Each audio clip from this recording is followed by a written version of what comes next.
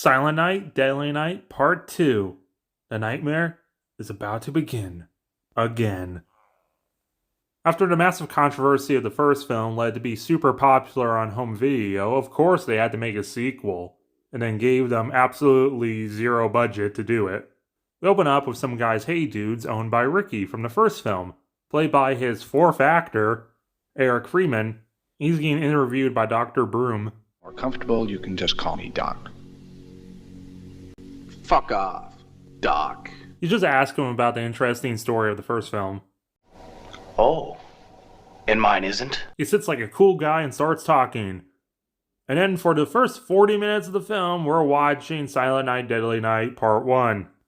A condensed version of the story, but we're still basically watching the first film all over again, just now with Ricky's commentary over it.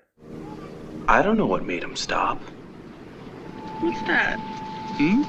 Actually, I do know what made him stop. Need a ride, Santa Claus? Well, no, not exactly. Could have just watched my review in half the time. And then after 40 minutes of that, he decides to comment over another film, his home video. Ricky number 5 was adopted and life was good. I was finally able to act like a kid. Not some freak show with a killer for a brother. Until Dad died. Ricky number 6 was upset, so much so that it didn't even snow that year, as he walked around the backyard of a Walmart. This film is so Christmassy. They came across a couple having a picnic, but then it got weird. He's watching from the bushes, which makes him think about Santa Claus from the first film, what he did with his mom, even though he was a baby at the time, so he wouldn't know what happened. So when the guy goes to get a beer from the Jeep, Jim Carrey from Cable Man decides to run him over and back over him a couple times.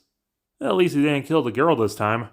Then when he finally regenerated into Eric Freeman and got a job, he saw someone get into a brawl in the back, so he decides to save him by going full penguin on the other guy. How strong is Ricky? God damn. Doc gets really hot and bothered about this, so he starts talking about this Polaroid of Elizabeth Caden. So Ricky talks about how back in his greaser era, he was knocked over and was really upset, but she got them legs, so they made up. But then at the movies, there's a really annoying guy talking with his friend, and they're watching Silent Night, Deadly Night, like the beginning with Santa Claus, based on a true story, I guess, in this universe. What the hell? So Ricky kills the guy, comedically. There's no word of what happened to his mustachioed friend. I guess he's just an accomplice to the murder. And during this, we meet Elizabeth Caden's ex-boyfriend with his bleached mullet. Ricky is not a fan.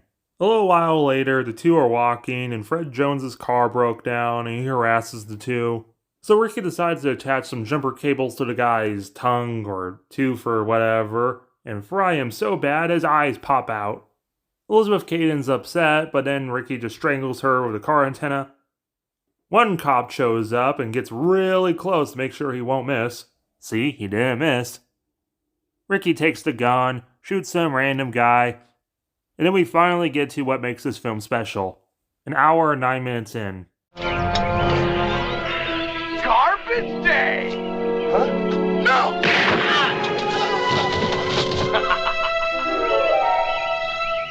The Garbage Day clip, along with the Oh My God clip from Troll 2, is basically the horror movie equivalent of It's a Trap from Star Wars.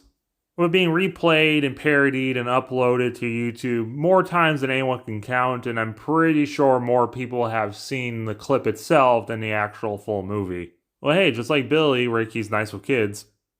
Then he shoots a car, which causes it to nearly kill the stunt actor, flip, back onto its wheels, and explode like an action movie. The rest of the cops show up, he tries shooting himself, but he's out of ammo. And then off-screen, he strangled Doc with his stepfamily video. The cops investigate. He took out one of the Santa ringers, and he calls Mother Superior, who apparently had a stroke, which gave her leprosy and made her into a new actress. Ricky forgot to take the Santa beard, but it's too late to go back. Shining. The cops arrive, and Ricky did a really good job cutting her head off. There's not blood anywhere else, especially on her white nun robes. What, did Ricky have a lightsaber? He tries swinging again, but then the cops shoot him thrice. but then horror movie and he's still alive. Final body count?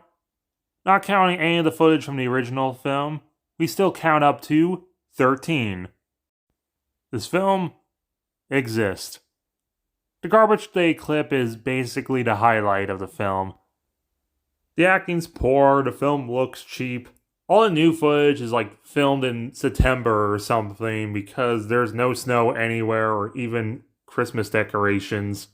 I like them following Ricky after the events of the first film and not just having Billy somehow survive. But half the film is just watching the first one again, so it's no reason to watch this outside of the Garbage Day clip. If you're interested, it is on YouTube. I'll probably give this film a 2.